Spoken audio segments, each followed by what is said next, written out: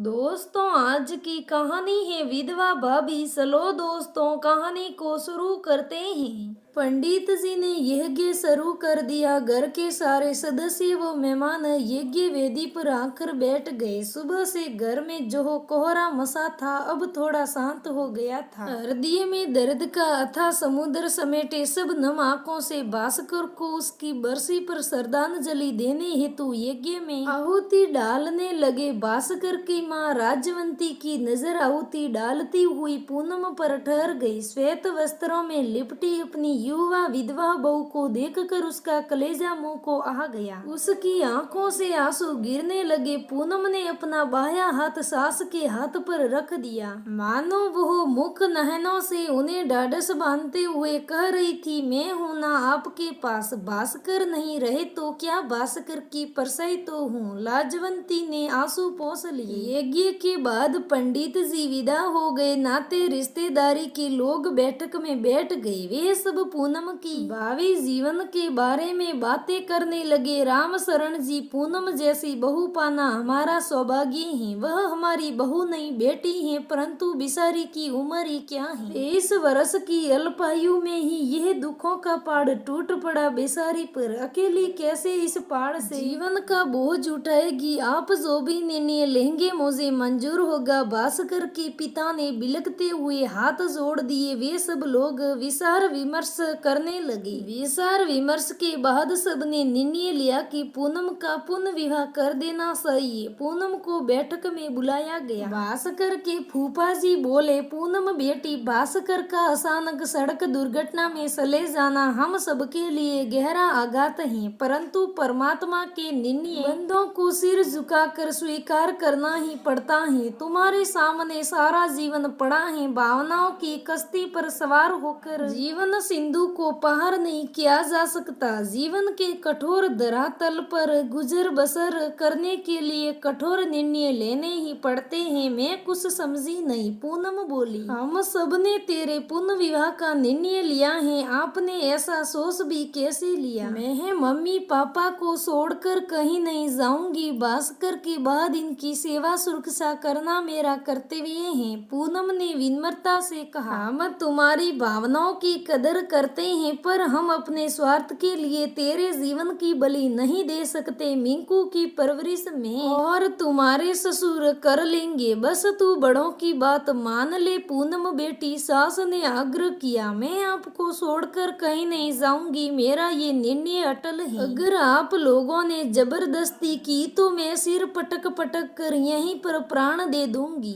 आंसू पोंछते हुए पूनम चली गई। पूनम का मंत वह जानकर सब लोग पुनः विचार विमर्श करने लगे। मंथन के बाद सबने यही निर्णय लिया कि पूनम का विवाह लावण्य से कर दिया जाए। लावण्य को जब बड़ों की राय से अवगत कराया गया तो उसकी आंखों के सामने अंधेरा सा गया। हाय रे किस्मत, सारा जीवन उतरन पर ही कटेगा। बचपन से वह भास्कर की उतरन ही प्रयोग करता आया था। बचपन में भास्कर के खिलौने मिले, स्कूल जाने लायक हुआ तो भास्कर की पुरानी किताबें मिली। उसे कपड़े भी वही मिलते जो भास्कर को छोटे हो जाते। वह कॉलेज जाने लगा तो बाइक भी भास्कर की पुरानी ही मिली। अब बीवी भी उसे उतरन में ही मिलेगी। अदिति के संग देखे ख्वाबों का क्या होगा। लावायन को शक्कर आ गया। वह इनकार करना चाहता था इस बंधन से, किंतु उसका कट सूख गया। उसके मुंह से कोई शब्द नहीं निकला। तभी उसकी नजर महिलाओं में बैठी पूनम पर पड़ी। सब बातों से बेखबर मिंकू उसकी गोद में सोया था। लावण्या को पिछले 3 वर्ष स्मरण हो आए। 3 वर्ष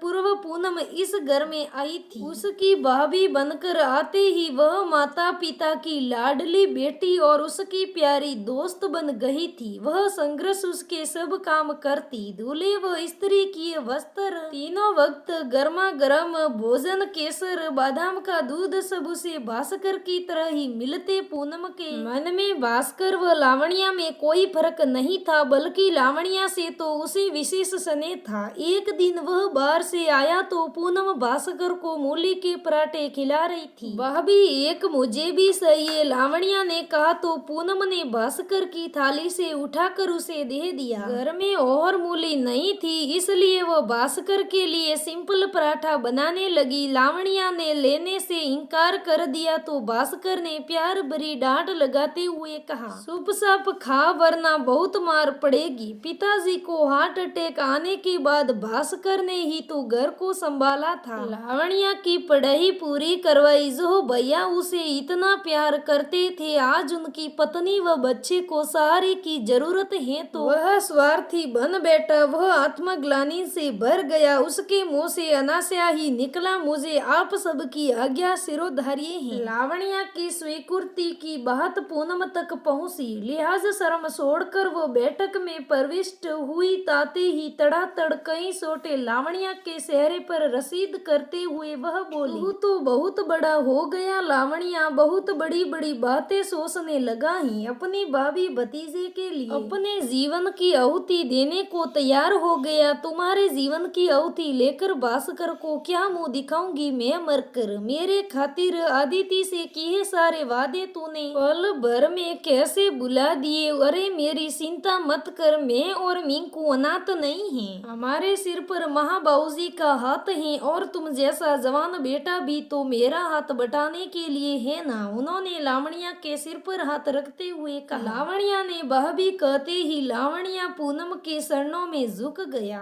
दोस्तों, आज की यह स्टोरी विधवा भाभी की कैसी लगी कमेंट करके जरूर बताना। अगर कहानी अच्छी लगे तो लाइक करना, शेयर करना, हमारे चैनल को सब्सक्राइब करना। धन्यवाद दोस्तों।